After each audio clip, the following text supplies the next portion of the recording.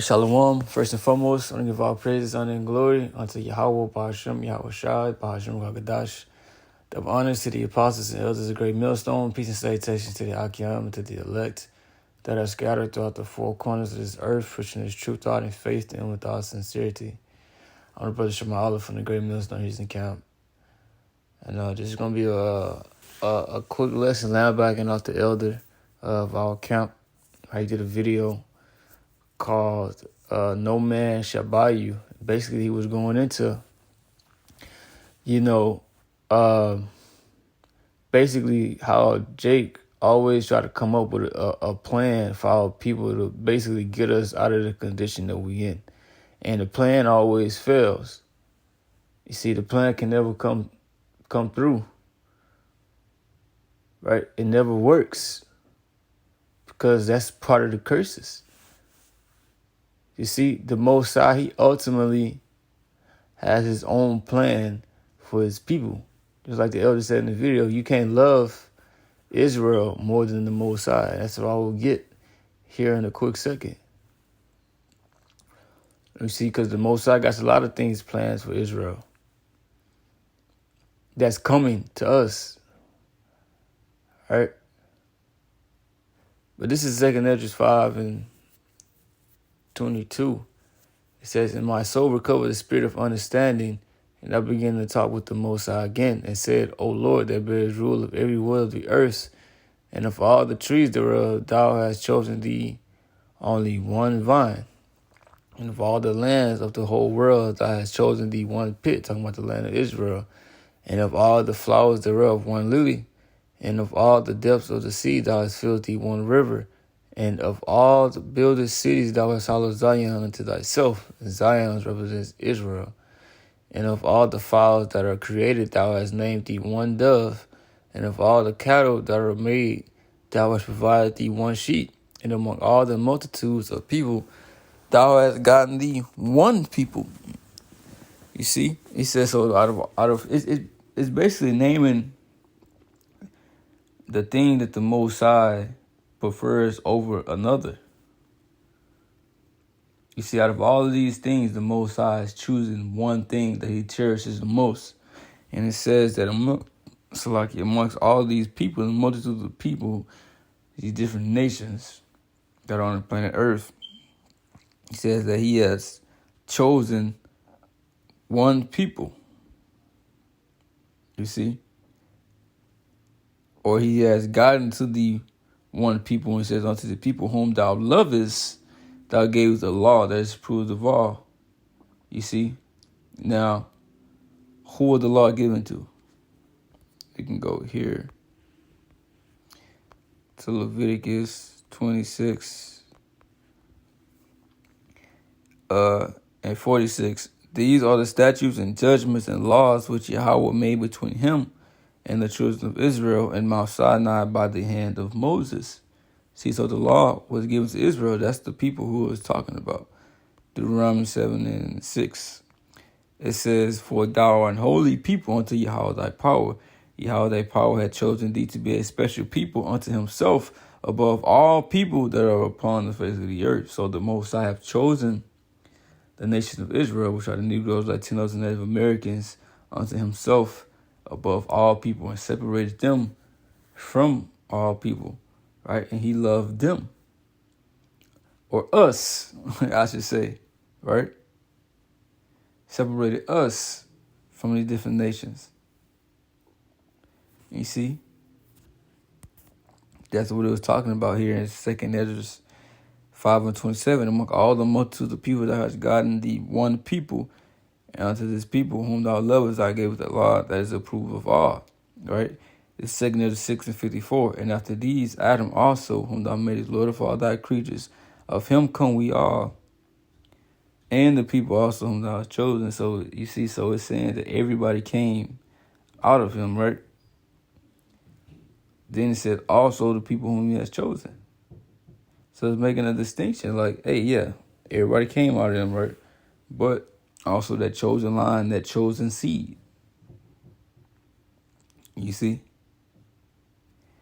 And Deuteronomy 7:6 says he has chosen Israel. It says, all this have I spoken before thee, O Lord, because thou madest the world for our sakes. As for the other people which also come of Adam, though I said that there are nothing but be like unto spittle, and has likened the abundance of them unto a drop that falleth from a vessel. So he don't give a damn about the other nations, and he created everything for the Israelites. That's love right there. Giving us the law, that was love. Delivering us out of Egypt, that was love. Delivering us out of every time we was in bondage or captivity under a different nation, or even fighting our battles when we went to war, that was love. You see? And that love ain't changed. We just went off. We broke the commandments, and that's why we are in this condition. We are paying for that. Right? If the Most High is getting ready to deliver us up out of this situation, no man is going to be able to do that. Here's why Yahweh Shai is going to come back. Isaiah 47 says he ain't going to come as a man. You see? The Most High already got a plan set up. That's why these other plans are not basically being completed.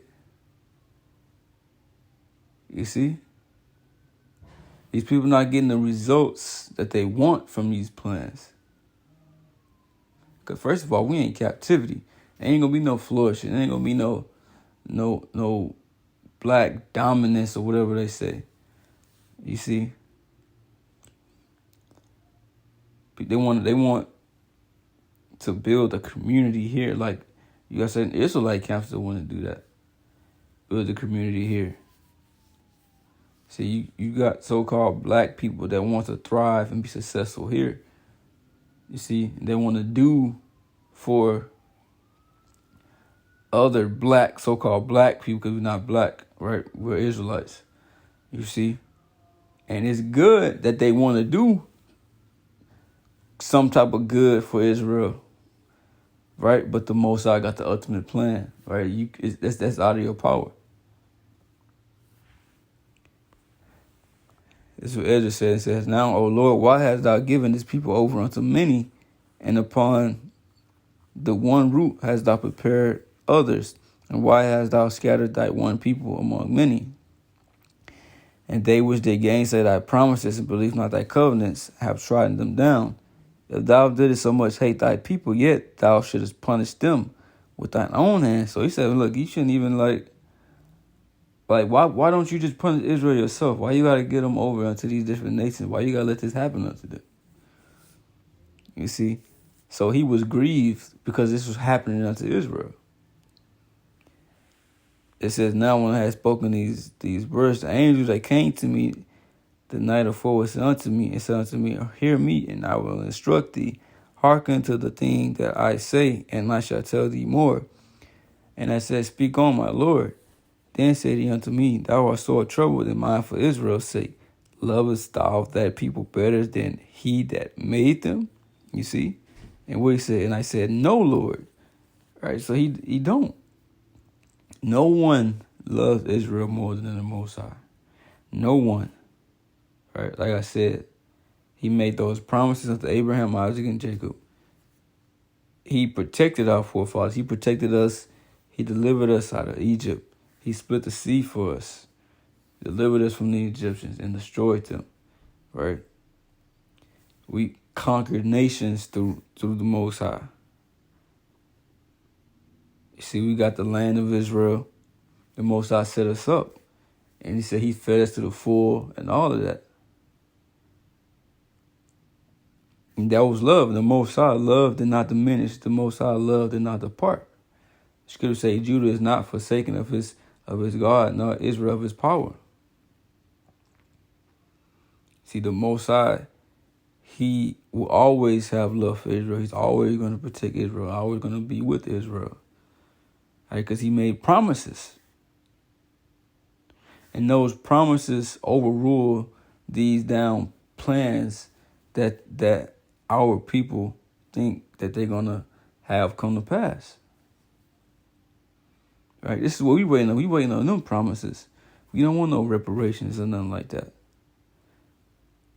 The Most High is going to give us the true reparations.